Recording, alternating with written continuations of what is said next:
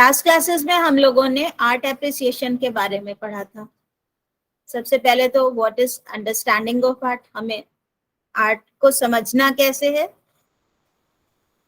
एक तो ये हो गया कॉन्सेप्ट कि हमने किसी चीज को देखा, किसी भी आर्ट वर्क को देखा, उसे अप्रिशिएट किया, वो हमें अच्छा लग गया, उसके पास गए, उसको देखते रहे, फिर उसको बता दिया कि ये बहुत अच्छा है, क्यों अच्छा है, इसमें कलर्स अच्छे लग रहे हैं, या इसमें ये फिगर बना हुआ है, ये बहुत अच्छा लग रहा है।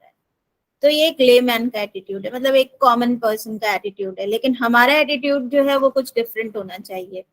वो क्या होना चाहिए? हमें सारे पॉइंट्स मालूम होने चाहिए, सारे डिटेल्स मालूम होने चाहिए, लाइंस कैसी हैं, कलर्स कैसे हैं, स्पेस का डिवीजन कैसा है ना। और हम उस बेसिस पर किसी भी पिक्चर की या किसी भी आर्ट वर्क की एनालिसिस करेंगे। उसके हम लोगों ने कुछ पॉइंट्स समझे थे, 1 2 3 4। उनके बेसिस पर हमने किसी भी आर्ट वर्क के बारे में लिखना सीखा था। बहुत सारे आप लोगों ने हमें लिख करके दिए, वो बहुत अच्छे हैं। वो सारी चीज को अब हम अपने रिसर्च प्रोजेक्ट में या रिसर्च पेपर में कैसे कन्वर्ट करेंगे, ये हम आपको जब आपका एक क्लास होगा हमारे साथ इन पर्सन, वो बता देंगे। आज हम लोग पढ़ने जा रहे हैं history of art criticism. Criticism अपने आप में एप्रिसिएशन का वर्ड नहीं है। आर्ट एप्रिसिएशन कहता है कि हम किसी भी आर्ट वर्क के बारे में बताएं, उसको क्या समझ रहे हैं उसके बारे में बताएं, या क्या हमने उसको समझा है, एक छोटी सी चीज, लेकिन या कोई बहुत बड़ी बात हम बताएं।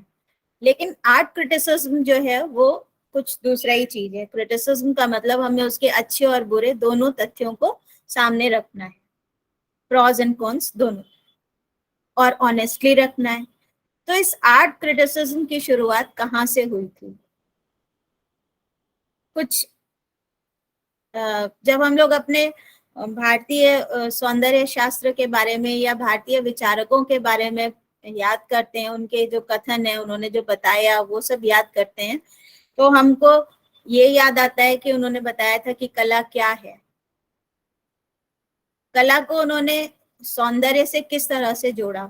अब यहाँ पर एक डिफरेंस आता है कि वेस्टर्न आई आर्ट को फिजिकल एस्पेक्ट्स में ना सिर्फ बनाते हैं बल्कि देखते और समझते भी हैं, जबकि यहाँ पर इंडिया में, हमारे देश में, उसको जोड़ते हैं भगवान के साथ में, आनंद के साथ में। Now pleasure is different from Anand. Pleasure जो है वो मटेरियल थिंग से रिलेटेड है, सेंसेस से रिलेटेड है। हमारे जो 5 सेंसेस हैं, 5 सेंसेस कौन से हैं? आंख है, कान है ना, जिह्वा है, स्पर्श के लिए त्वचा है। अच्छा, तो ये हमारे जो 5 सेंसेस हैं, इनसे हम अपने प्लेजर को ऐड करते हैं। कुछ खाया, बड़ा अच्छा लगा स्वाद में, वी आर प्लीज्ड। कुछ देखा, आंखों को बहुत अच्छा लगा। आंखों को तो वही अच्छा लगेगा जो परफेक्ट होगा। जो गंदा बना होगा वो कैसे अच्छा लगेगा? जो डिस्टॉर्टेड होगा वो कैसे अच्छा लगेगा? नाउ रिमेम्बर पिकासो का गुएरेनिका, नाउ रिमेम्बर वो चीख, वो कैसे अच्छा लगेगा आंख को? कोई बता सकता है? तो यहाँ पर प्लेजर में और आनंद में डिफरेंस है ना। एक युद्ध का दृश्य बना रहा है एक मुगल चित्रकार, जहां पर बहुत सारे डेड बॉडीज हैं फोरग्राउंड में, पीछे की तरफ जो है लड़ाई हो रही है, बहुत सारे वॉरियर्स हैं, एक दूसरे के ऊपर आक्रमण कर रहे हैं। या राफ्ट ऑफ मेड्यूसा याद करो, या और कोई भी पेंटिंग याद करो जिसमें कुछ बहुत ज्यादा प्लेजर जैसा कुछ बना नहीं है, तो वो हमारी आंखों को कैसे अच्छा लग रहा है। एक हमने आपको अनीता दुबे का आर्टवर्क दिखाया था, आह, जिसमें आगे निकला हुआ है, याद है वो वर्क, जिसमें आगे की तरफ प्रोट्रूडिंग है, मतलब पीछे लोग हैं कराहते हुए और आगे की तरफ ऐसे कील की तरह से निकली हुई चीजें हैं। अपरूटेड होना जिसको कहते हैं, जो दंगे हैं, जो समाज में विसंगतियां हो समाज में जो इस तरह के विद्रूप जो एक झगड़े होते हैं, उनसे क्या होता है कि जो साधारण मानव है वो अपनी उसकी लाइफ जो है किस तरह से बिल्कुल टर्मोइल में आ जाती है, अप्रूटेड हो जाती है, तो शायद उन्होंने वो डिपिक्ट करने की कोशिश की होगी, ये मेरा अपना मानना है, but she did something like that only. तो अब उसमें तुम छू करके देखोगे तो क्या वो बहुत सॉफ्ट टच है, वो तुम्हारे हाथ को क्या बहुत प्लेजरेबल लगने वाला है? नहीं। तो यहाँ पर डिफरेंस क्या है, प्लेजर और आनंद में क्या डिफरेंस है, ये आपको अपने आप में ही समझ में आ गया।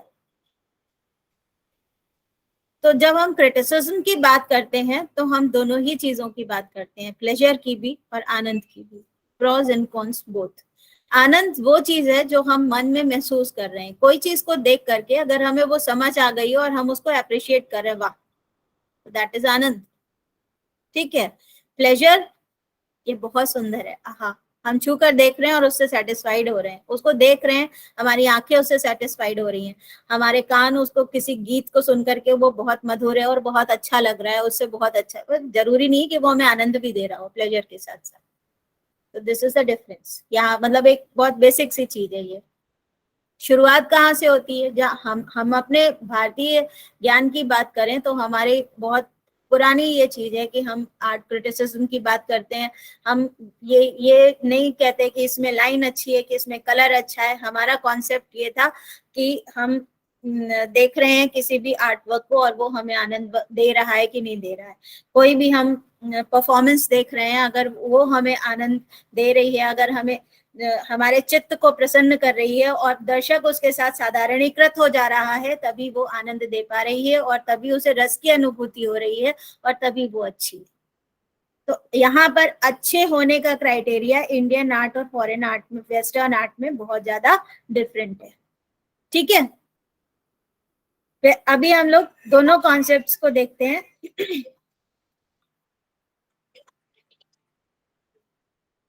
अभी हम लोग दोनों कॉन्सेप्ट्स को देखते हैं, वेस्टर्न आर्ट को भी और इंडियन आर्ट को भी। सबसे पहले हम लोग वेस्टर्न कॉन्सेप्ट समझेंगे आर्ट क्रिटिसिज्म का, ये कहाँ से शुरू हुआ,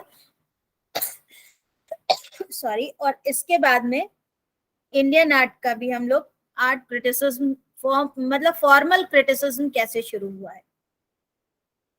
रेनेसा पीरियड के साथ साथ इंडिया में शुरू हुआ आर्ट क्रिटिसिज्म, और इसके करीब 200 साल पहले कला के बारे में लिखने की शुरुआत वेस्ट में हो चुकी थी। हमने आपके ग्रुप में एक वीडियो शेयर किया था इम्प्रेशनिज्म का, देखा था वो? कला के बारे में लिखने की जरूरत ही क्यों पड़ी? हमारी पेंटिंग को हमने, इसके पहले जो आर्ट वर्क्स थे वो किसी के कमीशन पे बनाए जाते थे। जैसे हम कोई बहुत रिच हो और वो हमें कहे कि आपको ये पेंटिंग बनानी है, हमारा सॉरी हमारा पोर्ट्रेट करना है, या हमारी पेंटिंग बनानी है, हमारी फैमिली के साथ पेंटिंग बनानी है। एक तो एस्पेक्ट ये है। तो हमें उस पेंटिंग के बारे में लिखने की जरूरत अभी तक बिल्कुल भी नहीं होती थी। ऐसी एक पेंटिंग या कई सारी पेंटिंग्स हमने देखी हैं, उनके बारे में हमें लिखना नहीं पड़ता था। लेकिन एक समय ऐसा आया जब कलाकार किसी और के बताए हुए सब्जेक्ट्स को नहीं बनाता था, अपने मर्जी से सब्जेक्ट्स बनाने लगा,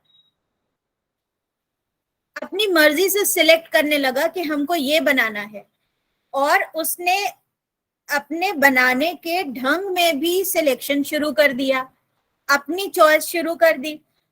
वहीं से लिखने की जरूरत पड़ने लगी,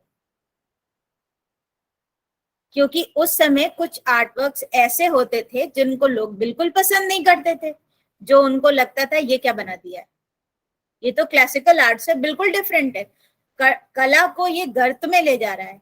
ये भारतीय कला में पुनर्जागरण के समय जब एक लेखन की शुरुआत होती है, कला के बारे में लेखन की शुरुआत होती है, उसके करीब 200 साल पहले ये शुरुआत यूरोप में हो चुकी थी, फ्रांस में। तो हम लोग पहले यूरोप से शुरू करते हैं, then will come to India. ठीक है।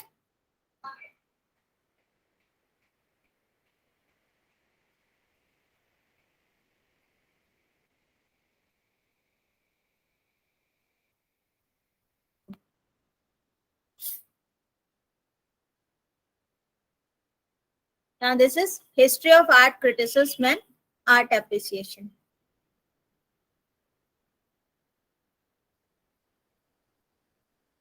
It is conventional to explain the origins of criticism.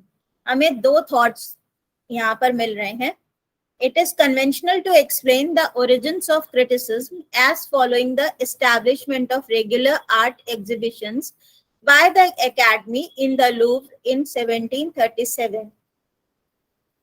At the various ingredients that come together to form Salon criticism pre-existed the instigation of annual exhibitions. ये Wrigley का वक्तव्य है French art criticism के बारे में, जो उन्होंने अपने article in the origins of French art criticism में 1993 में लिखा है. तो इन्होंने, हमने इसमें दो वर्ड्स थोड़े से ध्यान में रखने हैं. Together to form salon criticism. Salon क्या है? एनुअल एग्जीबिशंस जो एकेडमी, फ्रांस की एकेडमी ऑर्गेनाइज करती थी. उनका कहना है कि सैलोन क्रिटिसिज्म से भी पहले pre existed the instigation of annual exhibitions. उसके भी पहले से ये चीज कहीं शुरू हो चुकी थी.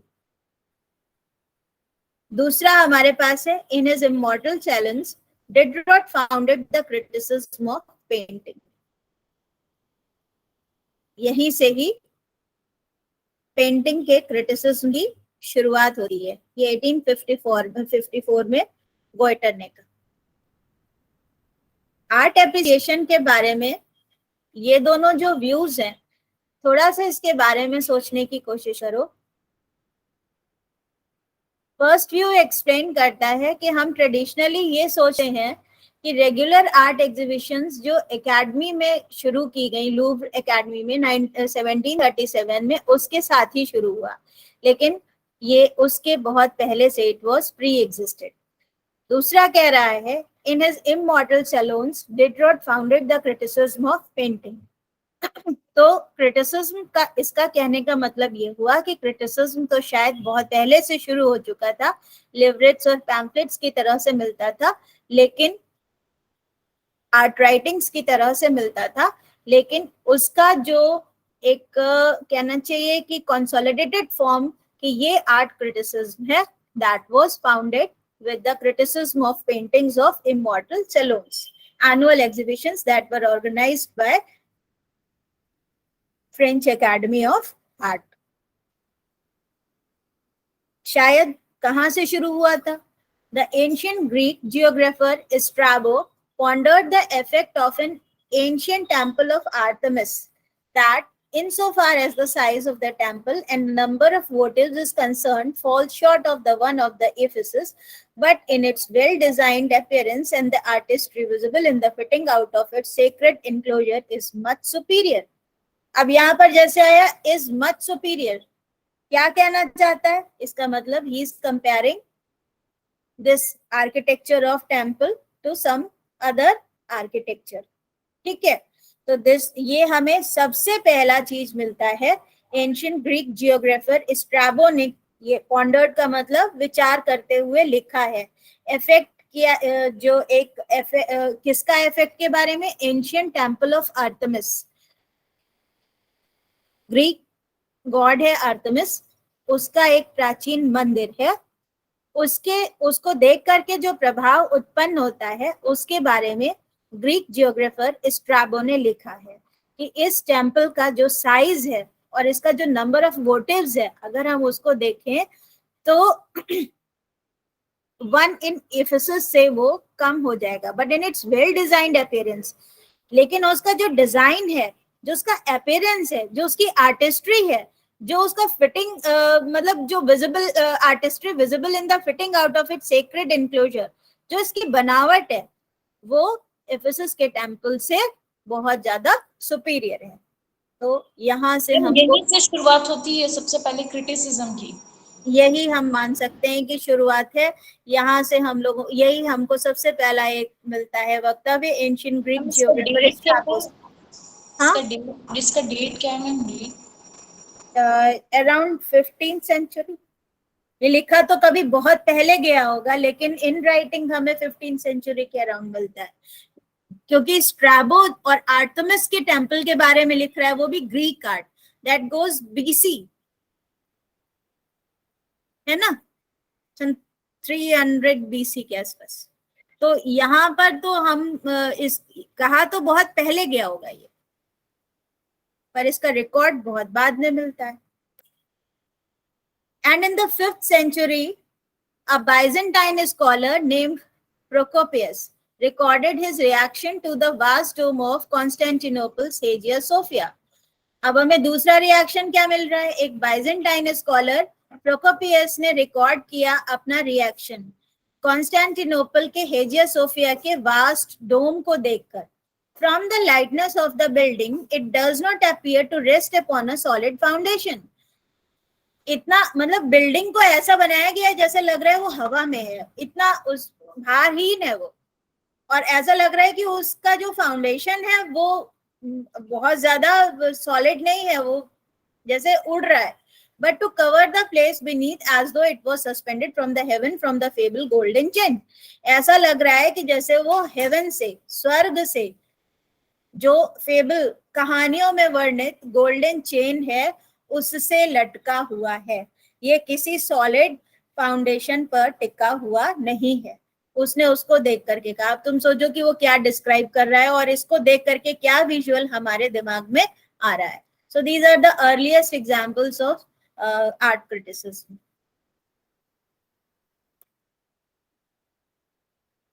इसके बाद आता है Richardson's writings appeal to an English middle class that was beginning to collect pictures and practise the art of कनिशरशिप।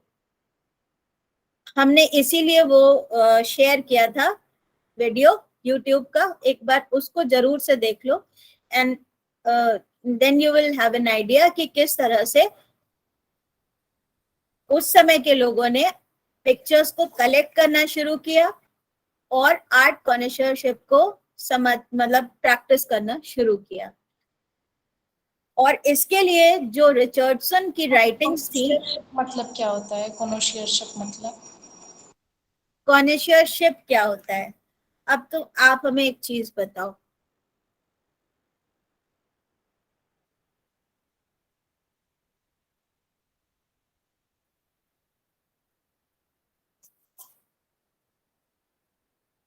एक मिनट।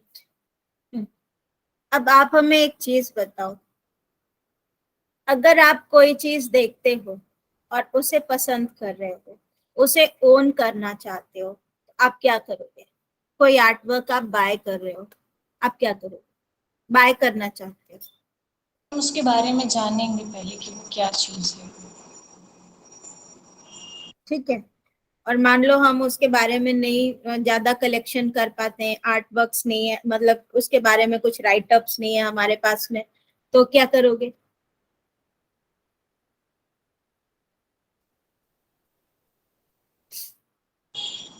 अगर वो अच्छा है तो ले लेंगे फिर। तो ये अच्छा या खराब कौन बताएगा? पहले तो विजुअलाइज करके ही हम लोग उसको डिसाइड किए थे कि अच्छा है। पहले तो कैसा है वो तो आंखों से पता चला ये चीज। आंखों से मतलब देख करके पता चलेगा। क्या आपको किसी एक्सपर्टीज की जरूरत पड़ेगी या सिर्फ अच्छा लग गया तो ले लिया? पेंटिंग का मीडियम क्या है? उसके प्राइस पे भी डिपेंड। प्राइस पे भी डिपेंड करता है। पेंटिंग का मीडियम क्या है या आर्ट वर्क का मीडियम क्या है, बनाया कैसे गया है, कॉन्टेक्स्ट क्या है, उसका बनाने का तरीका क्या है, टेक्निक क्या है, मीडियम्स क्या यूज किए गए हैं, और सबसे बड़ी बात ये कि किस एरा का है। बहुत सारी चीज एंटीक है, ले लेते हैं, क्लासिकल एज का है, ले लेते हैं, बाय कर लेते हैं। तो ये सब जो इतने दिन से हम लोग लिखना सीख रहे हैं, जो इतने दिन से समझना सीख रहे हैं, we are trying to become connoisseur. Expertise, विशेषज्ञता, ठीक है। नाउ यू आर एक्सपर्ट ना, कोई आर्ट वर्क देखोगे तो उसके बारे में अच्छा सा डिस्क्राइब करोगे ना, चलो ठीक है, मतलब इसके बाद हम मतलब मुझे पहले से ही उसके बारे में देख करके पता चल जाएगा कि ये क्या चीज हो सकता है, क्योंकि मैंने उसमें जरूरी विषय नहीं है, लिया, मतलब जरूरी विषय नहीं है। लिया हासिल मान लो करने हम के आपको लिए। अभी एक आर्ट वर्क दिखाने वाले हैं और उसका आपको कोई कॉन्टेक्स्ट नहीं पता है, कोई रेफरेंस नहीं पता है, तो आप सर्च करोगे, है ना, उसके बाद में उसका एनालिसिस करोगे, फिर जैसे हम लोगों ने डिसाइड किया है अभी कि थोड़ा प्रोज एंड कॉन्स दोनों समझने हैं, सिर्फ अच्छा अच्छा ही नहीं, थोड़ा कमी भी समझनी है, अच्छा भी समझना है, खराब भी समझना है। जैसे इम्प्रेशनिज्म की सबसे बड़ी कमी ये थी कि वो सिर्फ इम्प्रेशंस क्रिएट करते थे, वहां पे भावों की अभिव्यक्ति की कोई जगह ही नहीं थी, ऐसा मानते हैं। तो क्या सचमुच में वहां पे भाव अभिव्यक्त नहीं हो रहे थे, है ना? तो ये हमें समझना है, हम उसको किस चीज से देख रहे हैं, किस नजर से देख रहे हैं, क्या ऑब्जर्वेशन है हमारा। जो लोग ये नहीं कर पाते हैं उनको एक्सपर्टीज हेल्प चाहिए होता है। तो that age was for practicing connoisseurship, ठीक है? उस एरा में, उस समय में ये चीज की शुरुआत हो चुकी थी।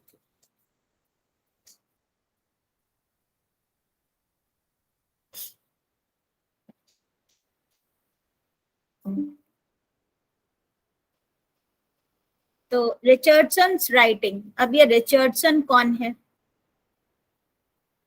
Richardson's writings appealed to an English middle class that was beginning to collect pictures. Middle class लोग अगर पिक्चर्स को कलेक्ट करने लगेंगे तो दैट मीन्स उस पिक्चर का मतलब प्राइस जो है वो बहुत ज्यादा नहीं है। अगर उस पिक्चर का बहुत ज्यादा प्राइस नहीं है तो इसका मतलब वो साधारण आर्ट स्टूडेंट्स ने बनाई है या फिर किसी ऐसे आर्टिस्ट ने बनाई है जिसने अभी अभी अपना काम शुरू किया है। और ऐसे लोग उस समय में ज्यादातर वो होते थे, ऐसे आर्टिस्ट उस समय में ज्यादातर वो होते थे जो क्लासिकल आर्ट से डेविएट करके अपना कुछ वो क्रिएट करने की कोशिश कर रहे होते थे इंडिपेंडेंटली, और इज्म्स यहीं से ही शुरुआत हुई। It gave them a set of terms. Richardson की जो राइटिंग्स थी उसमें उसने अपना रिचर्डसन स्केल सबसे पहले इंट्रोड्यूस किया, जिसमें उसने सेट ऑफ टर्म्स दिए डिस्कस करने के लिए आर्ट को, और आर्ट वर्क को डिस्कस करते हुए इन टर्म्स के अकॉर्डिंग हम उस आर्ट वर्क को क्रिटिसाइज कर सकते थे, और उसमें हमें वो देने होते थे, मार्क्स देने होते थे अलग अलग क्राइटेरिया पर। जैसे हम जजमेंट करते हैं, कहीं आर्ट वर्क का जजमेंट करने के लिए जाते हैं, कोई कंपटीशन होता है तो हम जजमेंट करने के लिए जाते हैं कि हम एक आर्ट वर्क को देखते हैं तो उसमें क्रिएटिविटी में कितने मार्क्स देने हैं, कलर्स के यूज में कितने मार्क्स देने हैं, सब्जेक्ट की अंडरस्टैंडिंग में कितने मार्क्स देने, इस टाइप से हम उसमें मार्किंग करते हैं। Then we will give on the whole कि ये 50 में से इतना नंबर। It gave them a set of terms with which to discuss art, and his use of the term criticism in turn, अब यहाँ से उसने पहली बार टर्म यूज किया क्रिटिसिज्म का, gave such an activity a name, और इस तरह की एक्टिविटी को उसने ये नाम यहीं पर ही पहली बार टर्म किया गया, which soon began to appear in the titles of other works, जो बहुत जल्दी ही अलग जो इस तरह की राइटिंग्स होती थी उनके टाइटल्स में लिखा जाने लगा। As well in 1719, for example, the French politician and historian Jean-Baptiste Dubos published, French politician और हिस्टोरियन थे जियां बैप्टिस्ट ड्यूपोज, उन्होंने पब्लिश किया reflections critics sur la poésie et sur la peinture, critical reflections on poetry and paintings. ये उनका work है जो उन्होंने पब्लिश किया 1719 में। तो यहाँ पर हमें फिर से क्रिटिकल रिफ्लेक्शंस में क्रिटिसिज्म वर्ड मिल गया। तो ये टर्म जो है सबसे पहले इंट्रोड्यूस करने वाले रिचर्डसन थे उन आर्ट वर्क्स के लिए जिसको इंग्लिश मिडिल क्लास बाय कर रहा था, कलेक्ट करने की कोशिश कर रहा था। Art criticism was beginning to emerge as an distinct discipline, और यहीं से आर्ट क्रिटिसिज्म जो था वो एक डिस्टिंक्ट डिसिप्लिन की तरह से सामने आया। और ये इसको देखो,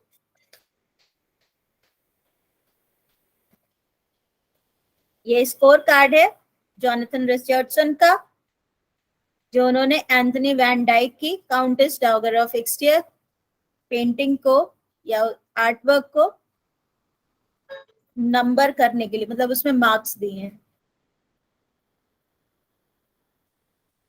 कॉम्पोजिशन के लिए 10 आउट ऑफ 18, कलरिंग के लिए 17 आउट ऑफ 18, हैंडलिंग के लिए 17 आउट ऑफ 18, ड्राइंग के लिए 10 आउट ऑफ 17, इन्वेंशन के लिए 18 आउट ऑफ 18 एंड एक्सपर्टीज जिसको कहते हैं परफेक्शन 18 आउट ऑफ 18, ग्रेस के लिए 18 आउट ऑफ 18, एडवांटेज 18, प्लेजरेबल है 16, सबलाइन।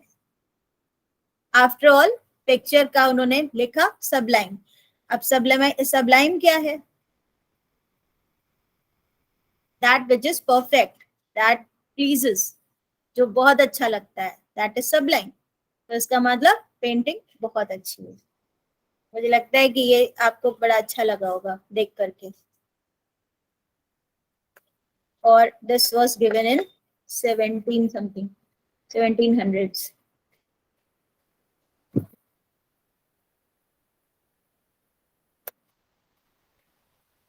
यहाँ पर देखो,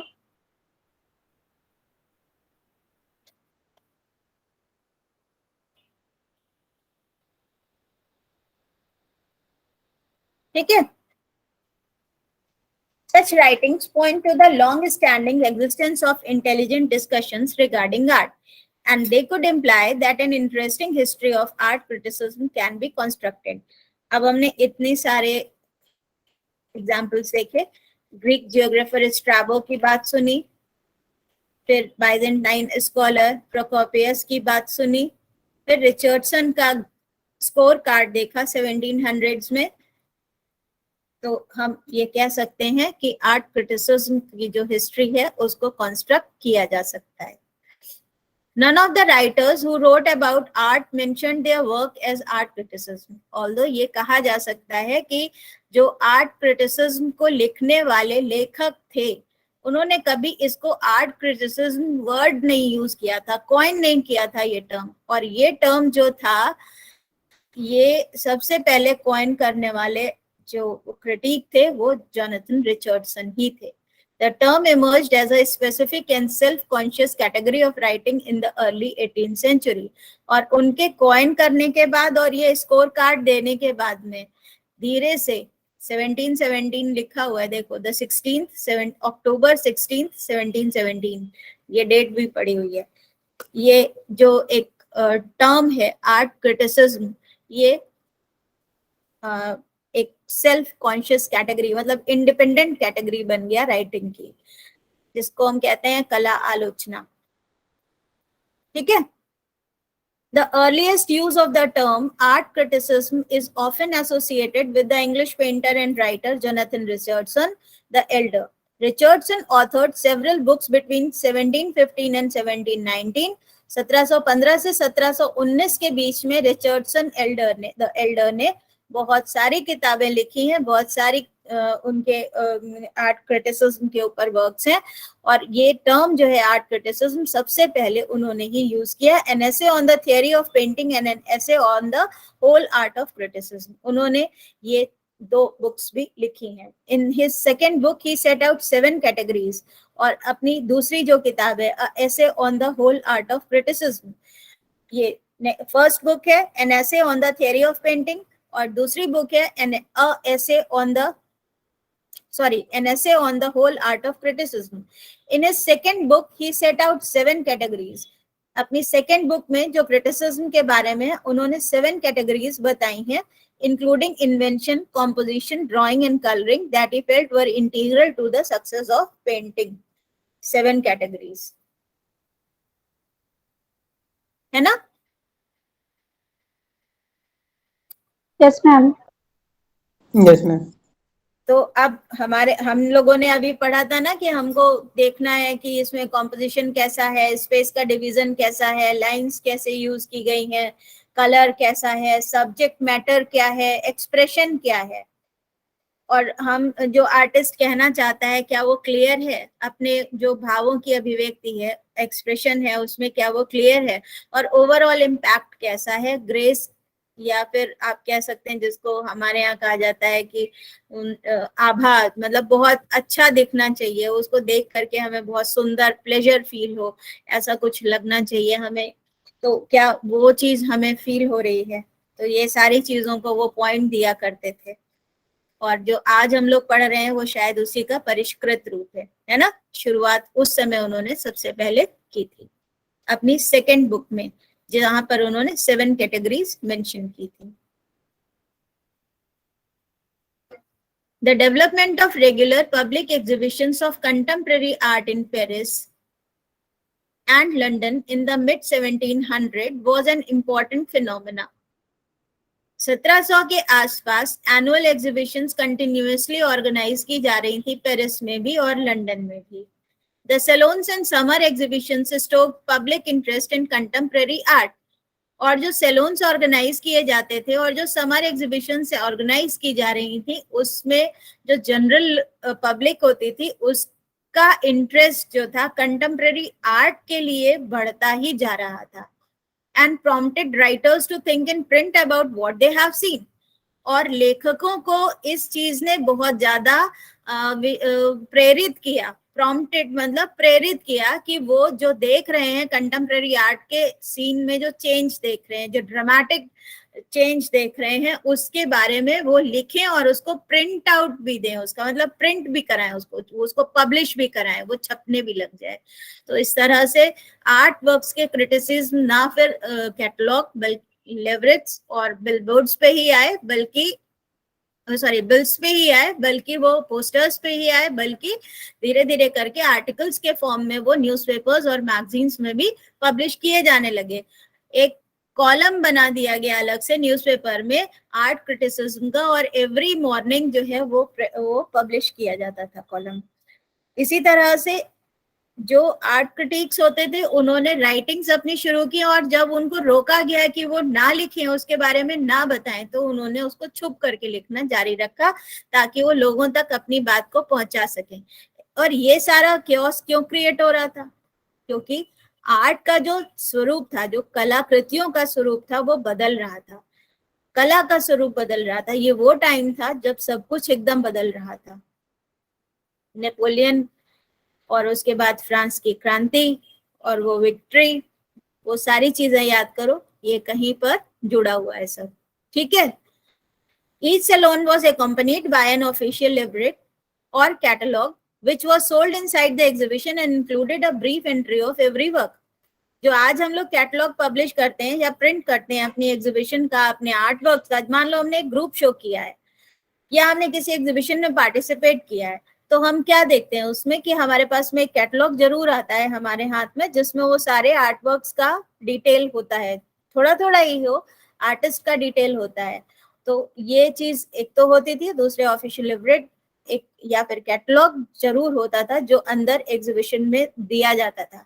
अभी जैसे हम इंडिया आर्ट फेस्टिवल में जाएंगे तो जाते हैं, तो वहां पर हमारे वो एक बहुत बड़ा एग्जीबिशन पैनोरमा है, तो वहां पर क्या होता है कि एक ही ग्रुप शो में इंडिविजुअल आर्टिस्ट अपने आर्ट वर्क्स का, 5 है उसके आर्ट वर्क्स, तो वो 5 आर्ट वर्क्स का एक तो कलेक्टिव होता है, और एक ऐसा होता है कि वो 5 आर्ट वर्क्स का अपना अलग अलग दे देता है, कैटलॉग उसका रहेगा, उसके पास पैम्फलेट्स होंगे या बिल्स होंगे या पोस्टर्स होंगे, जो भी होगा वो अलग अलग व्यक्ति को दे सकता है। मान लीजिए हमको उसका ये आर्टवर्क, मतलब तीसरा आर्टवर्क बहुत अच्छा लगा, तो उसका उसके पास पिक्चर और उसका डिटेल इन प्रिंटेड फॉर्म होगा, और वो हमको वो चीज दे देगा कि आप ये ले जाइए, ये याद रखिए, इस पर हमारा पूरा डिटेल है, आप अगर इस पेंटिंग को पसंद कर रहे हैं या इस आर्टवर्क को पसंद कर रहे हैं, just contact me back.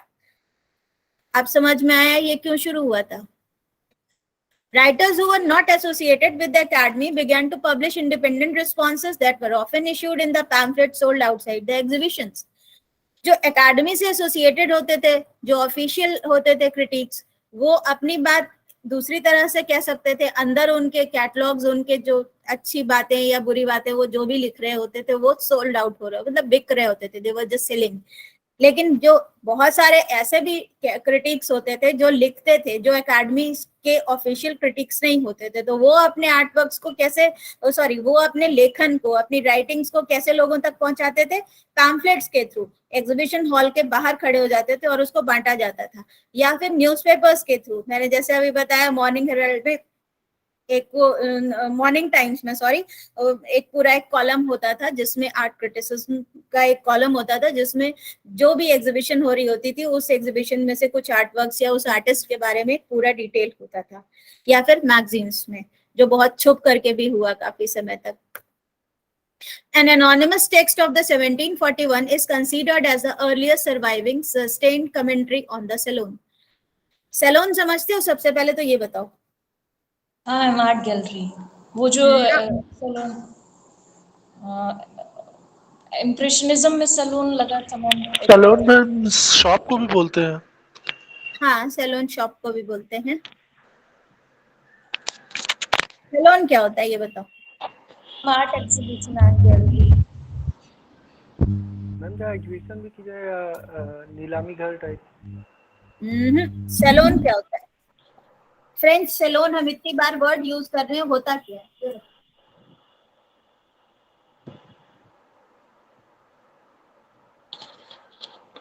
Ma'am जैसे ब्यूटी सैलून होता है, हेयर सैलून। मैम गवर्नमेंट की तरफ से जो जहाँ पे एग्जीबिशन वगैरह लगता है, गैलरी होती है, आर्ट गैलरी।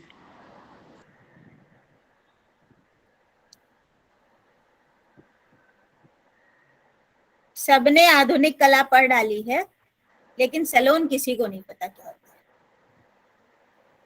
फ्रेंच सैलून, हमने फ्रेंच सैलून का तब भी नहीं बता रहे हो, या तो भूल समझ नहीं रहे। पढ़ा था मैम मैंने, वो जो अस्वीकृत कलाकारों की प्रदर्शनी लगी थी वो 1964 में, इम्प्रेशनिज्म के टाइम पे, उस टाइम पे हुआ था। तो मैम मैंने गैलरी को पढ़ा है, एग्जीबिशन या गैलरी को सैलून बोलते हैं। एग्जीबिशन या गैलरी को सैलून बोलते हैं, सही बात है। लेकिन जो एकेडमी ऑफ फ्रांस थी, जो वहां की राजकीय एकेडमी थी, रॉयल एकेडमी थी जो वहां की, वो एनुअल एग्जीबिशंस ऑर्गेनाइज करती थी। पहले तो 2 साल के गैप में होती थी, क्योंकि क्लासिकल पेंटिंग्स बनाते थे जो आर्टिस्ट होते थे, और उनको बनाने में टाइम लगता था, और वो पेंटिंग्स जब डिस्प्ले की जाती थी तो वो रॉयल होती थी, और उनको कलेक्ट करना सिर्फ और सिर्फ रिचेस के बस की बात होती थी, या फिर रॉयल्स के बस की बात होती थी। तो इस तरह से जो आर्ट थी, उसका जो टेस्ट कह सकते हैं, उसका जो दर्जा है, लेवल कह सकते हैं, उसका स्टेटस कह सकते हैं, दैट इज वेरी एरिस्टोक्रेटिक, साधारण लोगों के लिए नहीं थी। ठीक है, फिर क्या हुआ? कोई बताएगा अचानक से सैलून डी इंडिपेंडेंस की बात कहाँ से आ गई? मैम वही जो बहुत सारे कलाकारों की प्रदर्शनी को रिजेक्ट कर दिया गया था, तो इस वजह से कुछ कलाकारों ने उसके बाहर अपनी खुले में प्रदर्शनी लगाई थी, अस्वीकृत कलाकारों की प्रदर्शनी।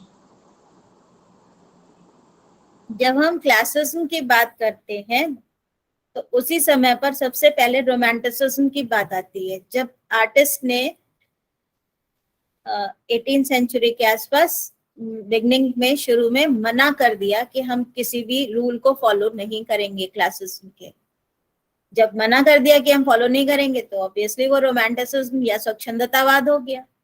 जो चाह रहे हैं वो बनाएंगे, सब्जेक्ट हमारी मर्जी का होगा, जैसे चाहेंगे वैसे बनाएंगे, जैसे फिनिश करना चाहेंगे वैसे करेंगे, कॉम्पोजिशन की टेक्निक भी हमारी होगी, हम आपकी तरह से नहीं बनाएंगे।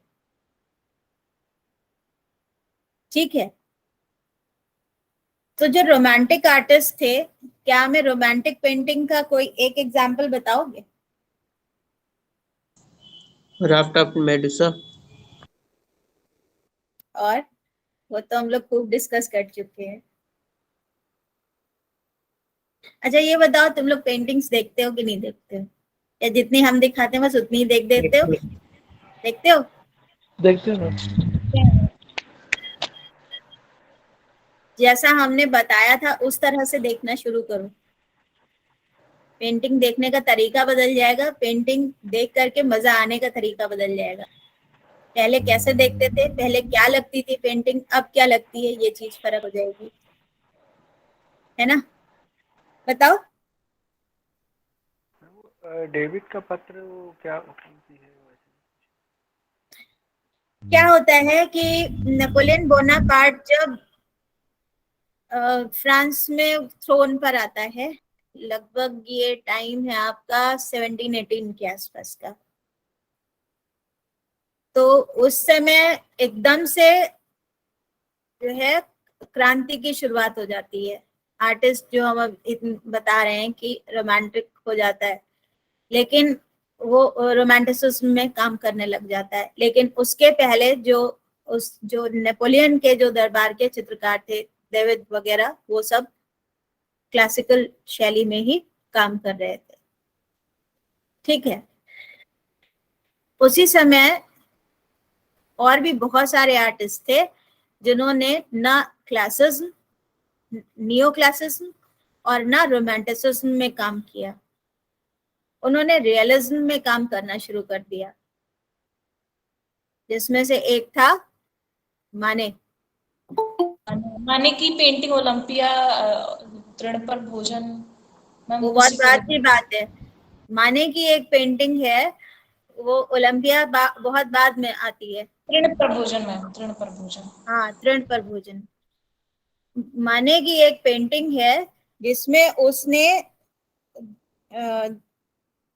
मजदूरों को बनाया, और जब ये पेंटिंग लगाने के लिए वहां ले जाई गई सैलून में, तब तो हाहाकार जैसी स्थिति उत्पन्न हो गई, किसी को भी अच्छी नहीं लग रही थी।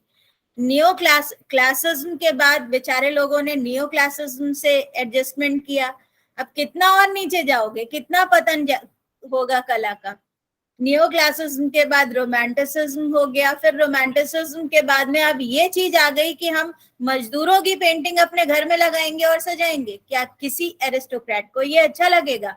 ये सब्जेक्ट में तो जीसस है ही नहीं, ये सब्जेक्ट में कोई रॉयल भी नहीं है, ये सब्जेक्ट में कोई रिलीजन भी नहीं है। ये सब्जेक्ट जो पेंट किया गया है ये हमारे घर में लगाने योग्य, हमारे ड्राइंग रूम में नहीं लगाया जा सकता है, डिस्प्ले में तो जा ही नहीं सकता है। शायद ये थॉट था। और इस वजह से जो इंडिपेंडेंट आर्टिस्ट उस समय के थे, जो अपना काम इंडिपेंडेंटली कर रहे थे, सैलून इंडिपेंडेंट्स, उनके लिए ऑर्गेनाइज किया गया। जो समर में एग्जीबिशन ऑर्गेनाइज की गई थी, उसी में ही 2 रूम्स अलग से उनके लिए अरेंज किए गए, जिसमें वो अपने आर्ट वर्क्स को डिस्प्ले कर सकें। तो salon was the annual exhibition. ठीक है। पहले 2 साल में एक बार होती थी, बाद में 1 साल में एक बार ऑर्गेनाइज की जाने लगी। ठीक बात। अब आगे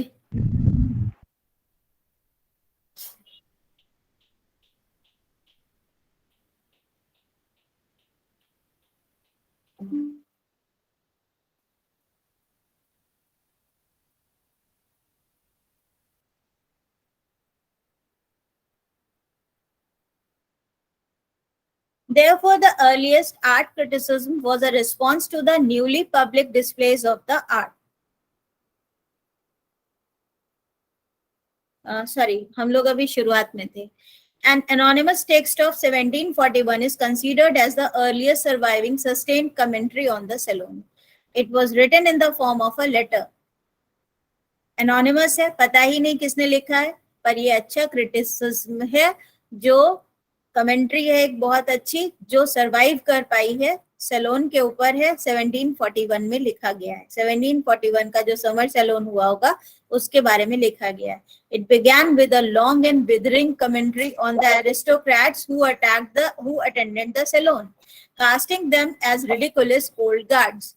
अब जो एरिस्टोक्रेट्स होते थे वो, उनको तो क्लासिकल पेंटिंग ही चाहिए थी, उनको वही डिस्क्रिप्शन चाहिए होता था पेंटिंग का, उनको वैसी ही पेंटिंग चाहिए। और जो अभी के इंडिपेंडेंट आर्टिस्ट थे वो कैसी पेंटिंग्स बना रहे होते थे जो उनको बिल्कुल पसंद नहीं आती थी, तो उसमें मजाक बनाया गया। रिडिकुलस का मतलब मजाक बनाया गया है। ओल्ड गार्ड्स का मतलब ये पुराने पहरेदार हैं।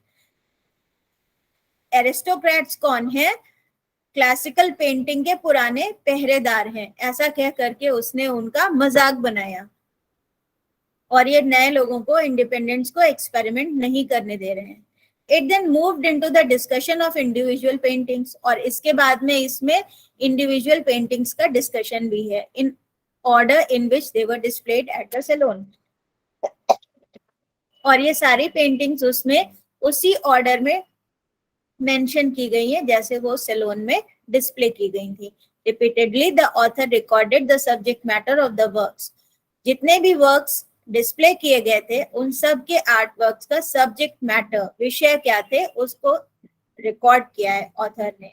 एंड समटाइम्स ऑफर्ड कमेंट्स, और कभी कभी कमेंट भी किए हैं on the relative realism with which they were painted. उस रियलिज्म के ऊपर कमेंट किए गए हैं जिसमें उन चित्रों को पेंट किया गया था।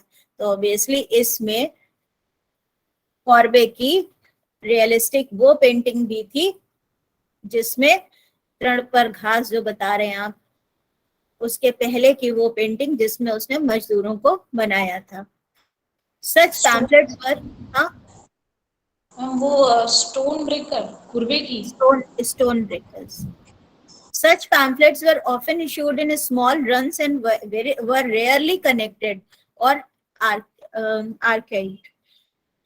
ये पैम्फलेट्स इशूड तो किए जाते थे लेकिन बहुत कम संख्या में इशू किए जाते थे, मतलब बहुत कम संख्या में बांटे जाते थे और बहुत ही कम इनको कलेक्ट किया जाता था या फिर आर्काइव किया जाता। It is entirely possible that even earlier examples have been published and subsequently lost। ये बिल्कुल पॉसिबल है कि ये जो हमारे पास में एक बचा हुआ पैम्फलेट है, इसके अलावा इसके पहले बहुत सारे पैम्फलेट्स लिखे जा चुके होंगे जो खो गए हैं, हमें नहीं मिले। Therefore the earliest art criticism, इसलिए हम कह सकते हैं कि जो सबसे पहला आर्ट क्रिटिसिज्म है, that was the response to the newly public displays of the art. जो नया डिस्प्ले वर्क शुरू हुआ था, पैटर्न शुरू हुआ था आर्ट वर्क्स का, उसके क्रिटिसिज्म के बारे में थे। However, it can also be seen as the product of other large forces and ideas। For example, the existence of the venerable journalistic culture and a lively publishing industry clearly benefited the earliest critics, who often took advantage of extant outlets in distributing their own writings। For example, the existence of the venerable journalistic culture। एक journalist, अभी तक जो था criticism जो था वो individual होता था, अब ये जर्नलिज्म का फॉर्म लेने लग गया और एक कल्चर जो जर्नलिस्टिक कल्चर है उसके हिसाब से क्रिटिसिज्म लिखा जाने लगा। And a lively publishing industry, और जब न्यूज़पेपर्स और मैगजीन्स में पब्लिश होने लगे ये पैम्फलेट्स, तो ये इंडिविजुअल पब्लिकेशंस ना हो करके ये पब्लिकेशन के जो इंडस्ट्रीज हैं उनसे एफिलिएटेड होने लगे। और इस तरह के जो क्रिटिक्स होते थे उनसे सीधे सीधे जो पब्लिकेशन इंडस्ट्री थी उसको फायदा होता था। लोग चटखारे लेकर के पढ़ते थे, अरे माने ने कैसी पेंटिंग बना दी, कैसा उसने क्या बनाया कि ऐसा लगता है जैसे उसे आर्ट वर्क क्रिएट करना ही नहीं आता, या फिर कॉर्बे ने कैसे आर्ट वर्क्स बनाए, उसने क्या सब्जेक्ट मैटर्स यूज किए, उसके विषय में लोगों ने क्या क्या कहा। तो लोगों को पढ़ने में बहुत मजा आता था वो सारी चीजें देख करके। और इसलिए ऑब्वियसली न्यूज़पेपर्स और मैगजीन्स में जितना इस तरह, आज भी वही चलन है, जितना इस तरह की चीजें पब्लिश की जाएंगी कि लोग इंटरेस्ट लेकर के पढ़ें, उतना ही ज्यादा वो बिकेगा, तो इसलिए उनका भी यूज होता था। By the early 1700s, Paris already boasted several publications। 1700 के आसपास जो शुरुआती समय था, पेरिस में बहुत सारे पब्लिकेशंस शुरू हो चुके थे। बोस्टेड का मतलब मतलब बोस्ट करना, अपने बारे में बढ़ा चढ़ाकर बोलना। सेवरल पब्लिकेशंस वहां पर शुरू हो चुके थे, including the venerable La Gazette, first printed in 1631। 1631 में सबसे पहले जो ला गेजेट करके जो न्यूज़पेपर पब्लिश हुआ था, क्रॉनिकल पब्लिश हुआ था, सॉरी, उसको भी इंक्लूड करते हैं। London meanwhile was the home of a range of publications that included the Tatler and the Daily Courant. London में भी इसी तरह से ला गजेट की तरह से जो है पब्लिश किए जा रहे थे, पब्लिकेशंस थे, जिसमें the Tatler and the Daily Courant था। फर्स्ट पब्लिश्ड इन 1702 और इन दोनों को सबसे पहले पब्लिश किया गया 1702 में। The two cities were prime locations for pamphleteering. पहला कौन सा है? फ्रांस, और दूसरा कौन सा है? फ्रांस में पेरिस, और दूसरा कौन सा है? ब्रिटेन, ब्रिटेन में लंदन। ये दोनों शहर जो थे वो पैम्फलेटियरिंग के लिए बहुत प्राइम लोकेशंस उस समय बन गए। और आर्ट क्रिटिसिज्म का जो डेवलपमेंट हम लोगों को मिल रहा है, पब्लिकेशन इंडस्ट्री के साथ में जो एफिलिएशन मिल रहा है, वो इन्हीं दोनों शहरों में पैदा हुआ, बड़ा हुआ, डेवलप हुआ, और आज जो स्वरूप में जिस स्वरूप में हमारे सामने है वो यहीं से ही सारा चीज बना है। In which authors hired painters to produce limited runs of original text that were then commonly sold on the street. Painters जो थे वो इस तरह के जो क्रिटिक्स है उनको हायर करते थे कि वो ओरिजिनल टेक्स्ट उनके लिए फॉर्म करें और उनके बारे में ना सिर्फ अच्छा बल्कि खराब भी लिखें। अगर सब अच्छा ही लिख दोगे तो कोई उसको ध्यान नहीं देगा उसके बारे में। जब उसके बारे में कुछ ऐसा चीज लिखोगे जो पढ़ करके कोई चौंकेगा तो ही उसको वो ज्यादा ध्यान देगा उसके ऊपर। तो वो ऐसा कुछ चाहते थे कि उनके आर्टवर्क के बारे में लिख दिया जाए, जो उनकी आर्टवर्क का जो पैम्पलेट है वो स्ट्रीट पर बिकने लगे। और आर्टवर्क का जब पैम्पलेट बिकने लग जाएगा तो आर्टवर्क ऑटोमेटिकली फेमस हो जाएगा। तो आज भी आर्टिस्ट यही कुछ ऐसे ही कर रहा है, कुछ ऐसे ही स्ट्रेटेजीज यूज करता है। As a result, the earliest French and English art critics could rely on the range of relatively established publication options and, by extension, an established reading public in composing and distributing their work. This initiated the specialized artistic vocabulary that facilitated the works of early critics. और इस तरह से एक artistic vocabulary भी develop होने लगी, specialised artistic vocabulary, जो कला समालोचक जो होते थे वो उसका प्रयोग करते थे कला आलोचना के बारे में लिखने के लिए। Writers in Paris and London could thus draw in turn on those nuanced terminologies. और इस तरह से ये जो नई टर्मिनोलॉजी थी इसके बारे में इसके ऊपर आधारित होने लगे अब उनकी कला समालोचनाएं। जैसे कोई एक बहुत अच्छा सा टर्म है, देखो हम अभी बता रहे हैं, मिस कर रहे हैं, जो सिर्फ आर्ट क्रिटिक्स ही यूज करते हैं बहुत ज्यादा। Early art criticism was also associated with the shifting political landscape. और जो आर्ट क्रिटिसिज्म था उसको जो पॉलिटिकल चेंजेस हो रहे थे फ्रांस में और ब्रिटेन में, उससे भी वो एसोसिएटेड था, तो उसके साथ भी एफिलिएट करके उसको देखा जाता है। Interest in painting and sculpture in Europe has been associated with the upper classes, जो हमने अभी बताया था कि जो इंटरेस्ट है आर्ट वर्क्स में वो हमेशा से अपर क्लास का डोमेन रहा है, and particularly with the king, क्योंकि किंग ही पेट्रन होता था।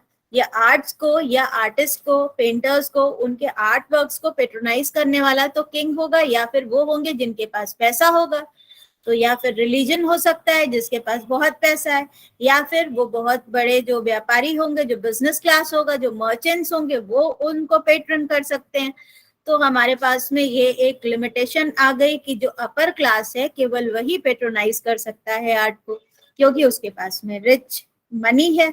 और सबसे बड़ी बात तो ये हो गई कि अगर वो पेट्रन कर रहा है और वो पैसे दे रहा है, वो कलाकार को रख रहा है, कलर दे रहा है, तो वो उससे अपनी मनमर्जी के हिसाब से ही पेंटिंग्स बनवाएगा। तो जब आर्टिस्ट ने रिबेल करना शुरू कर दिया कि नहीं, हम उस हिसाब से नहीं, अपर क्लास के हिसाब से नहीं, लोअर नॉर्मल मिडिल क्लास के हिसाब से पेंटिंग बनाएंगे, तो ऑब्वियसली मिडिल क्लास उसमें रुचि लेने लगा और कलेक्शन, पैसे कम होते थे तो उसका वो कलेक्शन भी करने लगा। And particularly with the king. And the evolution of the truly public exhibitions gave common people close look at recent works, and written criticism often positioned itself as an expression of the populace at large.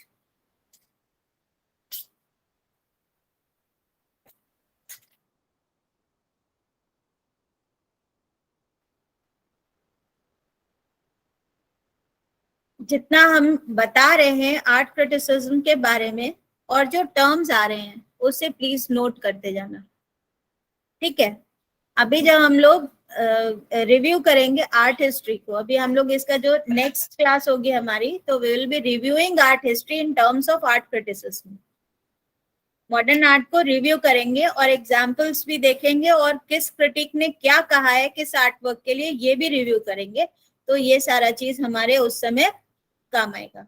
तो मैं ये चीज पहले कहना भूल गई थी, ये जो भी स्लाइड्स हैं इनको नोट डाउन करते रहना, ठीक है।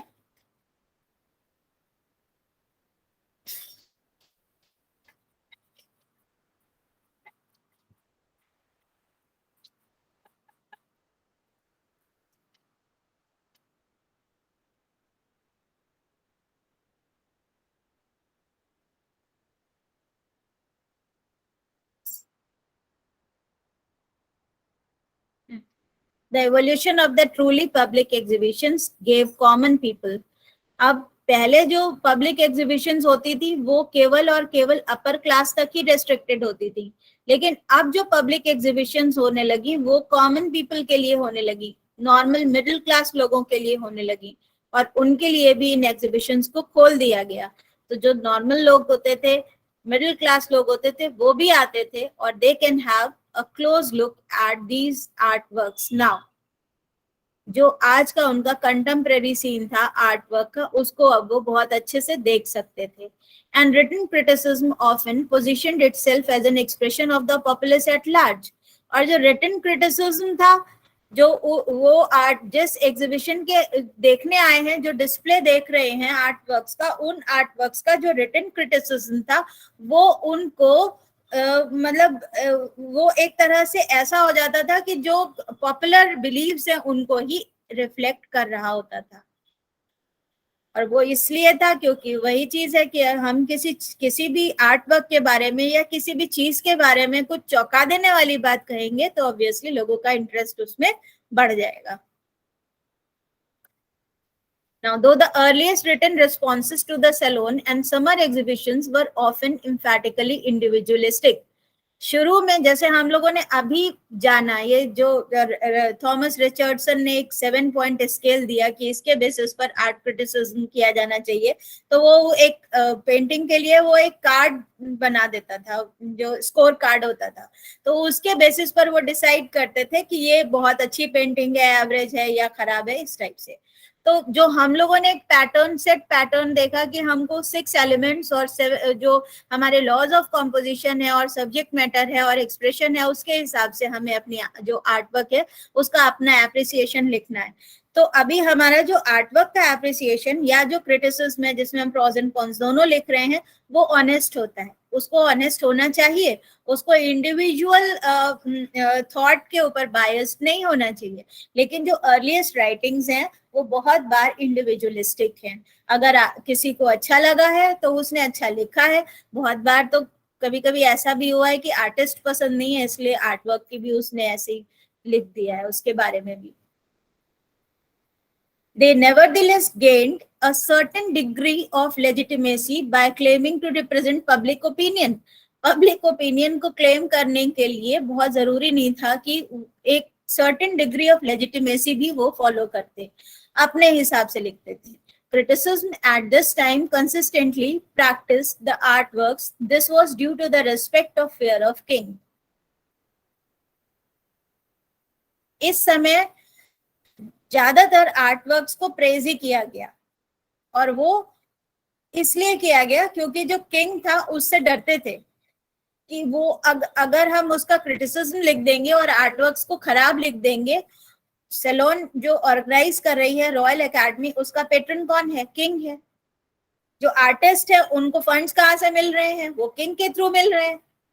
जिस आर्ट वर्क को किंग अप्रिशिएट कर रहा है उसको अगर हम खराब लिख देंगे तो हमारी तो गर्दन ही गई। It was also due to the efforts of the academy who tried to limit the negative criticism of their members' work. So जो रॉयल एकेडमी के मेंबर होते थे उन्हीं के आर्ट वर्क्स उस रॉयल एग्जीबिशन में, रॉयल सैलून में display में जाते थे। तो अगर उनके बारे में नेगेटिव लिख दिया जाएगा तब तो फिर वो सीधे सीधे किंग की यानी कि एम्परर की अवमानना हो गई, तो उसकी सजा क्या हो सकती है खुद ही सोचा जाएगा। This positive reflection was ended in 1747. और ये जो पॉजिटिव रिफ्लेक्शंस थे, प्रेजल था, सबके लिए प्रेज लिखो, सारे आर्ट वर्क्स को अच्छा लिखो, 1747 में खत्म हो गया। नाउ सी 1700 के आसपास जो है हमें सबसे पहला वो उसका स्कोर कार्ड मिलता है। 1717 में उसने सबसे पहला स्कोर कार्ड दिया और वहां पे भी हमने देखा कि उसने आर्ट वर्क को अप्रिशिएट ही किया है और धीरे धीरे करके ये जो पॉजिटिव रिफ्लेक्शन था वो खत्म होने लगा और जो पॉपुलर बिलीफ थे वो सामने आने लगे। अब ऑनेस्ट इंडिविजुअल क्रिटिसिज्म की बात तो अभी भी दूर थी, लेकिन इंडिविजुअल क्रिटिसिज्म जरूर सामने आने लगे और जो पहले इसके इंडिविजुअल क्रिटिसिज्म होते थे वो ज्यादातर छुप के होते थे ताकि किंग तक वो बात ना पहुंचे। A political liberal writer named La Fon de Saint Etienne offered a frank dismissal of pictures of painter Francois Boucher in his essay Reflections on Some Causes of the Present State of Painting in France. उसने एक ऐसे लिखा Reflections on Some Causes of the Present State of Paintings in France और इसमें उसने पूरी तरह से जो आर्टिस्ट है फ्रेंकोइस बूशर उसके आर्टवर्क को क्रिटिसाइज किया, उसका आर्टवर्क है उसके आर्टवर्क्स को क्रिटिसाइज किया और ये पॉलिटिकल लिबरल राइटर का नाम है La Font de Saint. La Font's criticisms caused and provoked enigmatic response. Obvious है, Academy had to cancel the Salon of 1749. 1749 का सैलोन रॉयल एकेडमी को कैंसिल करना पड़ गया। This also showed the growing cultural legitimacy of early art criticism. The salon was reinstated in 1750s. एक ही साल बाद में फिर से सैलोन ऑर्गेनाइज किया गया and it was decided to arrange biannual, not annual exhibitions. और एनुअल एग्जीबिशन के बाद में के बजाय इसको फिर से बाय एनुअल कर दिया गया। पहले बाय एनुअल से एनुअल हुआ, अब एनुअल से फिर से बाय एनुअल कर दिया गया, just to allow the members more time for painting, ताकि वो और अच्छी पेंटिंग बना सके, उनको ज्यादा टाइम मिल सके। But this did not silence the critics, लेकिन इससे भी क्रिटिक्स चुप नहीं हुए। A series of pamphlets were issued, pamphlets के सीरीज इशू किए जाने लगे and the pursuit for classism was continued over Rococo. तो देख रहे हो कि किस तरह से समय बदल रहा है और किस तरह से इज्म्स बदल रहे हैं।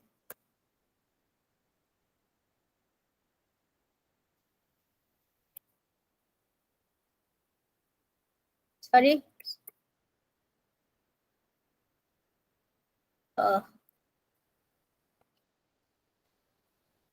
it is hanged, I think.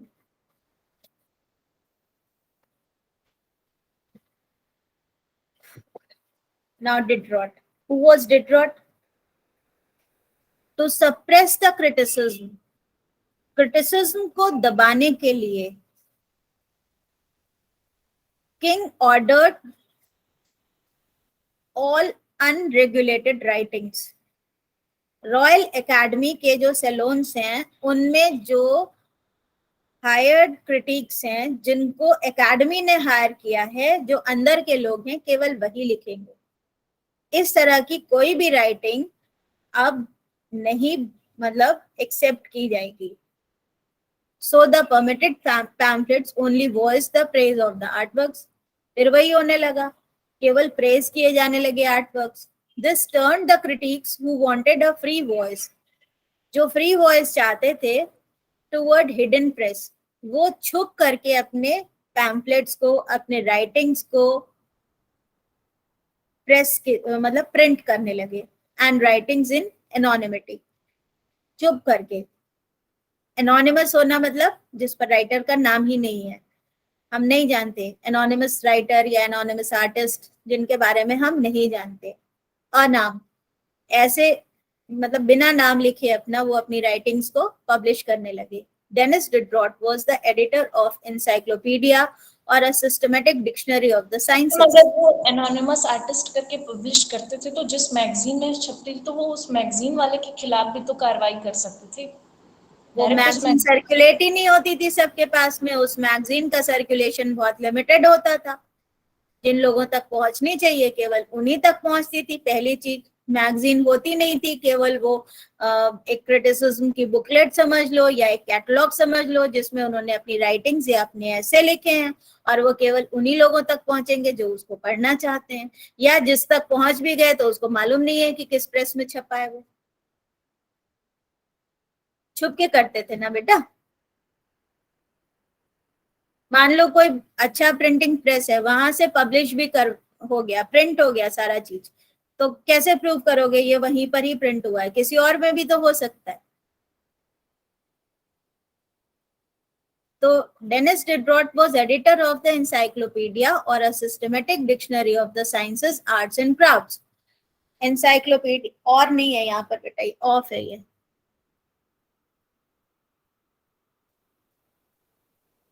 He was the editor of the Encyclopedia of a Systematic Dictionary of the Sciences, Arts and Crafts.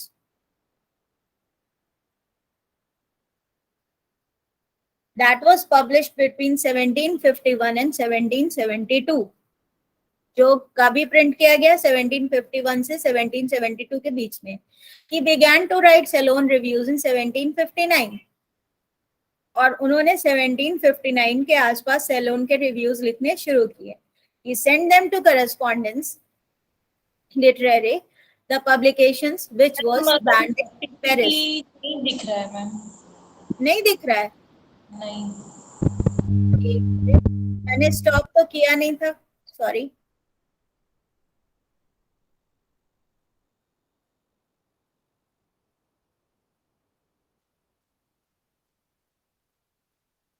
कहाँ से नहीं दिखा?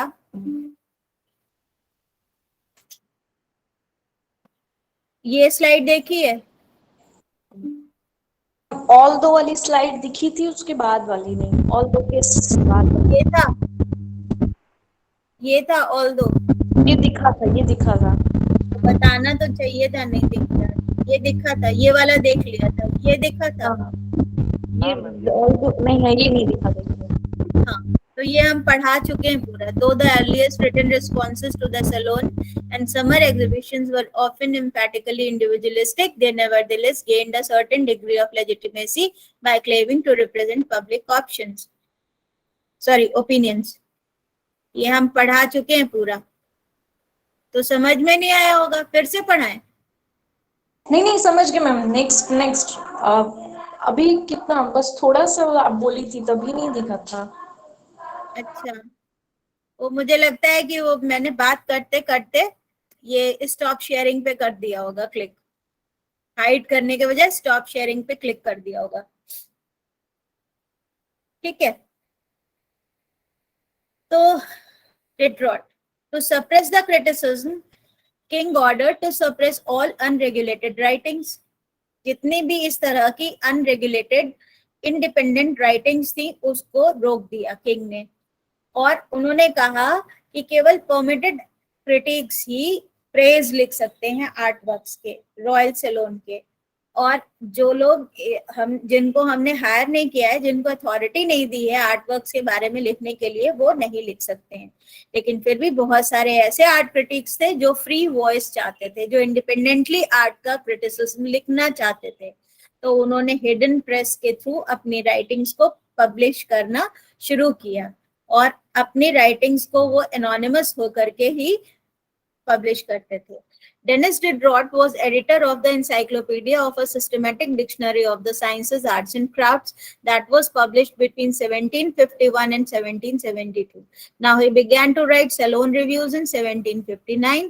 He sent them to Correspondance Littéraire, the publication which was banned in Paris. अभी बताया ना, जैसे वो hidden press के थ्रू पब्लिश करते थे। अब ये एक पब्लिकेशन का नाम हमारे सामने आ रहा है, करस्पॉन्डेंस लिटरेरे, जो कि पेरिस में बैन था, जिसको यूज नहीं, मतलब जहां पर पब्लिकेशन नहीं हो सकता था, लेकिन छुप छुप के पब्लिश करते होंगे, वहां पर उस प्रेस में छापा करते होंगे, और वहीं पर ही इस तरह के जो आर्ट क्रिटिक्स थे वो पब्लिक अपनी आर्ट वर्क के जो क्रिटिसिज्म थे उनको एनोनिमसली प्रिंट कराते होंगे। Diderot, unpressured by Academy and King, wrote openly and lengthy reviews of about one 80 pages in length. एक एग्जीबिशन के बारे में 180 पेज लिखना। Although due to its limited readership, it was not widely known. लेकिन इसकी readership बहुत limited होती थी, खुले बाजार में बिक नहीं सकते थे। बहुत जो उनके जो अपने लोग होते थे जिन तक उन्हें पहुंचाना है, केवल वहीं तक पहुंचाते थे और केवल वही लोग इनको बाय करते थे या इनको रखते थे। He wrote and discussed salons between 1759 to 1781. उसकी राइटिंग्स हमें 1759 से 1781 के बीच में मिलती है। Now, at the same time in Britain, art criticism was becoming more visible and more ambitious. इसी समय ब्रिटेन में भी आर्ट क्रिटिसिज्म जो था वो बहुत विजिबल और एम्बिशियस होने लग गया। An exhibition held by the Society of Arts in 1762 prompted a reply in the form of an anonymously written pamphlet, and over the next few years, journals such as Public Advertiser began to run occasional comments on the arts. अब यहाँ पर देखो हमें ये नाम मिल रहे हैं, An exhibition held by the Society of Arts in 1762. Society of arts वहाँ का एक ग्रुप है जिसने 1762 में सबसे पहले एक एग्जीबिशन बनाई और जिसके लिए हमें मतलब रिप्लाई मिलने शुरू हुए। जिस एग्जीबिशन के आर्ट वर्क्स ने प्रॉम्प्ट किया रिप्लाई को किस तरह से, एनोनिमसली रिटन पैम्पलेट के फॉर्म में।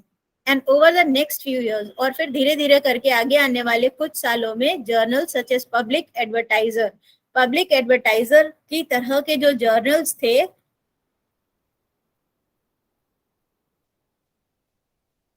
they began to run occasional comments on the arts. occasional comments arts के ऊपर मिलने लगे इस तरह के जर्नल्स में। In 1766, a show was sponsored by the society at Spring Gardens. 1766 में एक शो ऑर्गेनाइज किया इस सोसाइटी ने स्प्रिंग गार्डन्स में। It initiated a range of responses, और यहीं से एक मतलब प्लेथोरा ऑफ जिसको कहते थे एकदम से वाइड वैरायटी ऑफ रिस्पॉन्स शुरू हो गया। And 2 pamphlets were distributed. क्यों? यहाँ पर 2 पैम्पलेट्स जो थे, 2 तरह के पैम्पलेट्स डिस्ट्रीब्यूट किए गए। The Public Advertiser ran a piece criticising those pamphlets, और पब्लिक एडवर्टाइजर ने एक पीस रन किया, मतलब अपने जो जर्नल था उसमें उस जर्नल का उसने एक पीस अलग से क्रिएट किया क्रिटिसाइज करने के लिए इन पैम्पलेट्स को कि ये इस तरह से पैम्पलेट्स बनाना और छापना जो है वो बिल्कुल यहाँ पर इलीगल है, इलेजिटिमेट है। The foundation of the royal academy in 1768 heightened, और इसके बाद में जहाँ अभी हम लोग सोसाइटी ऑफ आर्ट्स पढ़ रहे हैं यहीं से ही रॉयल एकेडमी की स्थापना हुई, फाउंडेशन यहीं पर ही शुरू हुई 1768 में। इसके बाद में public interest in contemporary art and the critical response, धीरे धीरे करके रॉयल एकेडमी की स्थापना के साथ साथ ही पब्लिक का इंटरेस्ट जो था वो आर्ट में और बढ़ने लगा, क्योंकि जो एकेडमी जो थी वो एग्जीबिशंस ऑर्गेनाइज कर रही थी। Although it was royal academy, but वो सारा का सारा सिर्फ एरिस्टोक्रेट्स या रॉयल पीपल के लिए नहीं था, वो सबके लिए था। तो यहीं से फिर क्रिटिकल रिस्पॉन्सेस की भी शुरुआत हुई। By the 1770s, art criticism became an established field. 1770 तक art criticism जो है वो एक established field बन गया। Several London newspapers, the Morning Chronicle, began to review the exhibitions in a systematic manner. Morning Chronicle की शुरुआत हुई जहां पर आर्ट रिव्यूज लगातार लिखे गए, एक सिस्टमैटिक मैनर में लिखे गए, और सबसे बड़ी बात तो ये है कि आर्ट क्रिटिसिज्म का एक कॉलम यहीं से ही शुरू हो गया। एवरी मॉर्निंग आपको मॉर्निंग क्रॉनिकल में आर्ट क्रिटिसिज्म का एक कॉलम मिलने लगा, जिसमें जो एग्जिबिट हुए होते थे आर्टवर्क्स, जो डिस्प्ले हुए होते थे, उनके बारे में एक अच्छा criticism, positive criticism, honest criticism आपको मिलता था। And in France, the relaxation of the strict censorship codes that had dominated the 1760s led to the flowering of public commentaries on the salons. और धीरे से किंग का जैसे ही वहां पे दबाव कम हुआ, धीरे से टॉपल अप हो गई गवर्नमेंट, जैसे टॉपल डाउन कर दी गई, सॉरी नॉट टॉपल्ड अप, जैसे ही टॉपल डाउन कर दी गई गवर्नमेंट, जैसे ही किंग का वर्चस्व खत्म हो गया, तो धीरे अपने आप ही जो एग्जीबिशंस थे और जो डिस्प्लेड वर्क से उनका टेस्ट भी बदल गया, उनका जो तरीका था डिमनर भी चेंज हो गया। और ये जो स्ट्रिक्ट सेंसरशिप थी कि कोई भी नहीं लिख सकता है, केवल जिसको किंग हायर करेंगे, जिसको रॉयल एकेडमी कहेगी, केवल वही लिखेगा, तो वो भी चीज अब धीरे से खत्म हो गई। That had dominated the 1760s, जो 1760s में बहुत ज्यादा मतलब हावी था ये चीज। लेकिन अब जब ये खत्म हो गया सारा प्रेशर, तो वहां पर भी flowering of public commentaries on the saloons शुरू हो गया। Increasingly, independent critics enjoyed journal legitimacy, and their writings often appeared in newspapers such as the Journal de Debates and the Maurice de France. Independent pamphlets were now regularly sold in bookstores and were even hawked on the steps outside the saloon. अब धीरे धीरे करके ये तक हो गया कि खुले बाजार में ये सारे बुक स्टोर्स में या फिर सैलून के बाहर सीढ़ियों पर ये सारी चीजें बिकने लगी। और ये दो न्यूज़पेपर्स के नाम मिल रहे यहाँ पर, the journal D debates and Morris D France. ऐसे ही द मॉर्निंग क्रॉनिकल ब्रिटेन में।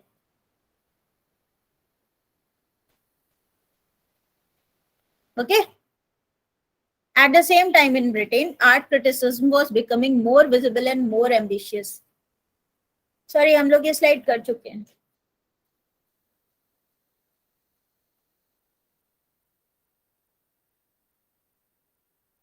ये वाली स्लाइड है, ये हम लोग कर चुके हैं। जस्ट अ मिनट ओवर कर दिया मैंने। हाँ, अब यहाँ पर इंग्लिश क्रिटिसिज्म में हैजलिट और रस्किन का नाम आता है। Two names are here, Hazlitt and Ruskin.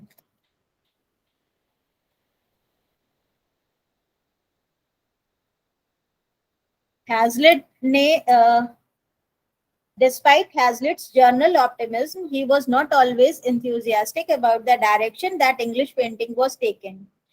Revealing in this regard is Hazlitt's evaluation of the work of J.M.W. Turner, the most popular British landscapist of the early 1800s. ठीक है, so William Hazlitt was the renowned art critic of that time of Britain. In 1880s, he wrote the review of the paintings of the renowned landscapist J.M.W. Turner. But by the early 1800s, Turner's style began to grow considerably more abstract.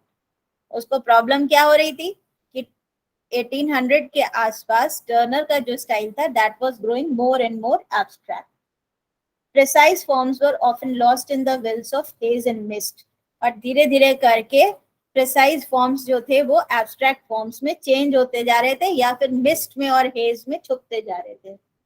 और atmospheric effects जो थे वो बहुत ज्यादा predominant होते जा रहे थे। This turn away from the familiar traditions of carefully rendered forms. जहां पर ये जो था, ये वो ट्रेडिशन से डिफरेंट बात हो गई जहां पर फॉर्म्स को बहुत अच्छे से केयरफुली बनाया जाता था। And now he wrote of Turner as the ablest landscape painter now living, whose pictures are, however, too much abstractions of aerial perspective. तो उसने उसके लिए पॉजिटिव क्रिटिसिज्म क्या लिखा? He is the most able landscapist in Britain at this time. लेकिन उसकी जो art works हैं वो सारे के सारे बहुत ज्यादा टू मच ऑफ एब्स्ट्रैक्शनिस्ट हो गया है। तो उसको बहुत ज्यादा इस बात से तकलीफ हुई। इसके साथ साथ रस्किन ने क्या लिखा?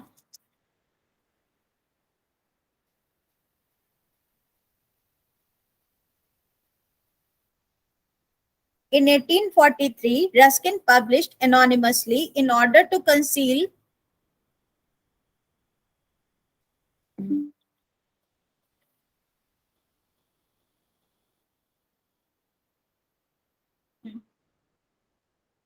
in order to conceal his youth, a book called Modern Painters. PPT of हो गया ना, स्क्रीन हाँ वो ऑफ हो गया क्योंकि आगे का स्लाइड मैंने रिपीट कर दिया, जो मुझे जो स्लाइड देना था उसके बजाय मैंने पुराना स्लाइड रिपीट कर दिया, तो वो गड़बड़ हो गया, तो मैंने इसीलिए क्लोज कर दिया। और ये मैं बहुत थोड़ा सा एक्सप्लेन करके इसको क्लोज कर दूंगी, फिर आगे हम लोग डिस्कस कर मतलब कल करेंगे, ठीक है।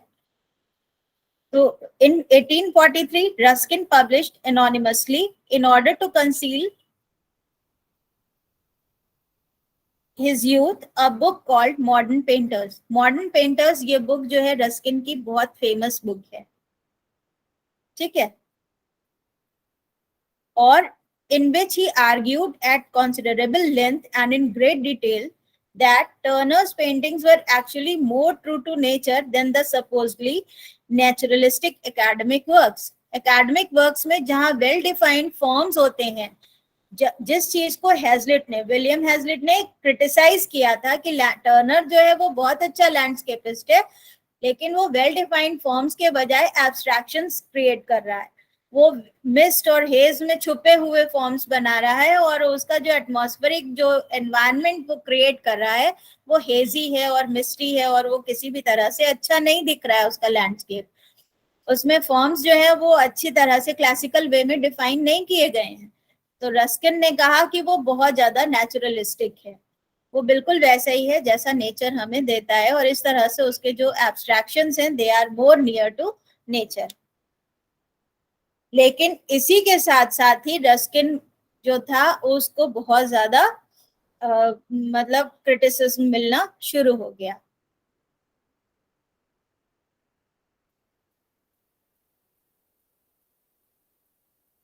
उसने क्या किया? Ruskin was undeterred. Ruskin was undeterred and he proved to be a prolific and wide-ranging critic. He eventually wrote 4 companion volumes to Modern Painters. उसने Modern Painters के 4 companion volumes create किए, author किए, in which he turned away from the Turner as a subject. जब उसने Turner की तरफ से ये लिख दिया तो उसका बहुत ज्यादा क्रिटिसिज्म शुरू हो गया, but he was exactly undeterred. उसको उस क्रिटिसिज्म से कोई मतलब नहीं था। थोड़े दिन बाद में उसने टर्नर का सब्जेक्ट छोड़ दिया और उसने मॉडर्न पेंटर्स के और 4 वॉल्यूम्स लिखे, और वो 4 वॉल्यूम्स थे in which he turned away from Turner as a subject and focused instead on architecture and medieval and Renaissance painting. In his early 1850s, he published The Stones of Venice, the influential 3-volume treatise that argued that architecture must be seen in relation to morality, and that and then पहला था उसका ये जो हम लोगों ने अभी पढ़ा, Stones of Venice, the influential 3-volume treatise that argued the architecture must be seen in relation to morality. और दूसरा था Decorated Gothic, represented partly because of its communal aspect, the noblest form of architecture to date. और ये उसके art forms थे। क्या हम फिर से बोल दें? The Decorated Gothic. First one is Modern Painters, और उसके बाद में है द स्टोन्स ऑफ वेनिस। 1850 में उसने किया स्टोन्स ऑफ वेनिस, और ये 3 वॉल्यूम ट्रेटाइज है, इसके 3 वॉल्यूम्स हैं।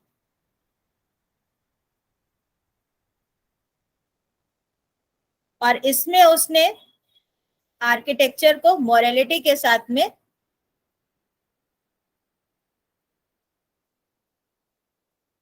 रिलेट किया। और इसके बाद दूसरा 3 वॉल्यूम्स ये हो गए, ठीक है। 4th वॉल्यूम है द डेकोरेटेड गॉथिक,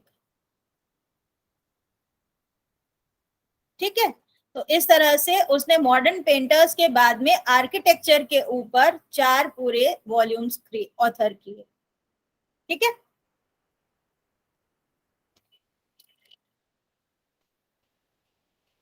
अब आपका हेडिंग है the development of French modernism. ये हम लोग नेक्स्ट क्लास में डिस्कस करेंगे। और यहीं से ही हम लोग मॉडर्न पेंटिंग भी डिस्कस करना शुरू करेंगे। Reviewing modern art, western modern art, ठीक है।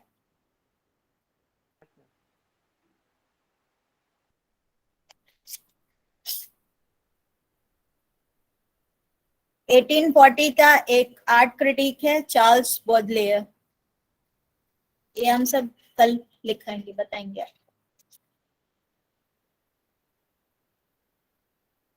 कोई चीज ऐसी जो छूट गई हो तो बता देना, हम आपके ग्रुप में पोस्ट कर देंगे, ओके। और ग्रुप में हम आपके पिछले साल का क्वेश्चन पेपर कल तक में भेज देंगे, कल तक में भेज देंगे, ठीक है। और मतलब प्रैक्टिस कर देख लोगे उसको तो आइडिया हो जाएगा किस तरह का होता था। और पहले केवल एक ही पेपर होता था, अभी 2 पेपर्स हो गए। एक चीज क्या थी और एक और, हाँ, रिसर्च पेपर के लिए बच्चों वो अपना काम करना जारी रखो। रिसर्च पेपर बहुत जरूरी है।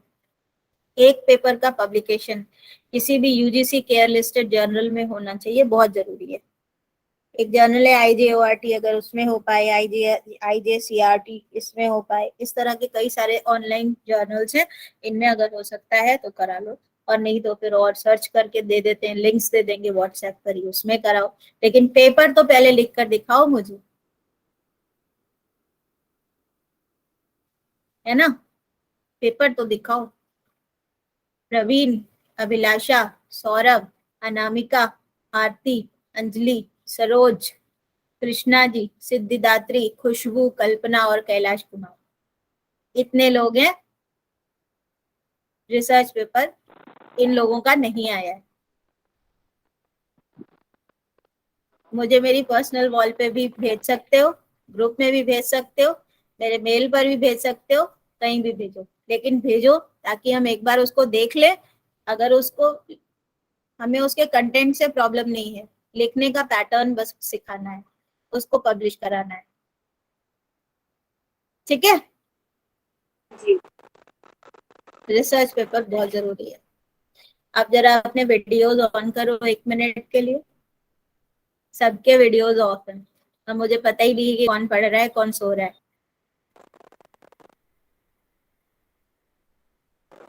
वीडियोस ऑन रहने चाहिए ना। इतनी देर में पढ़ाई की थी कि नहीं की थी, ये बताओ। की थी। Yes ma'am.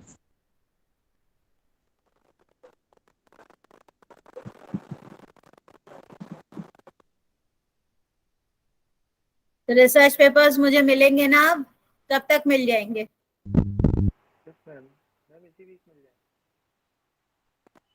मैम इस मंथ के एंड तक मिल जाएगा। इस मंथ के एंड तक मतलब सितंबर 30 के पहले? जी यस मैम। ओके, ठीक है। रिसर्च पेपर सबके आ जाने चाहिए, करेक्शन, ताकि हम बता सके कि गलत तो नहीं किया है कुछ। और उसके बाद में अपना वो उसको पब्लिकेशन का देखो, क्योंकि एक कोई भी पेपर का पब्लिकेशन बहुत जरूरी है। जब ये काम थोड़ा सा आगे बढ़ जाए फिर सिनॉप्सिस सिखाने का शुरू करेंगे, सिनॉप्सिस कैसे बनेगी, फिर सिनॉप्सिस का प्रेजेंटेशन कैसे बनेगा, क्योंकि दिसंबर में सिनॉप्सिस का प्रेजेंटेशन भी हो जाएगा, सिनॉप्सिस भी बन चुकी होगी और आपका फाइनल एग्जाम भी हो जाएगा। नवंबर तक आपकी सारी क्लासेस भी खत्म करा देनी है, नवंबर के आखिर तक। तो अब आप खुद ही समझ लें कि कितना टाइट शेड्यूल है, टाइम नहीं है ना।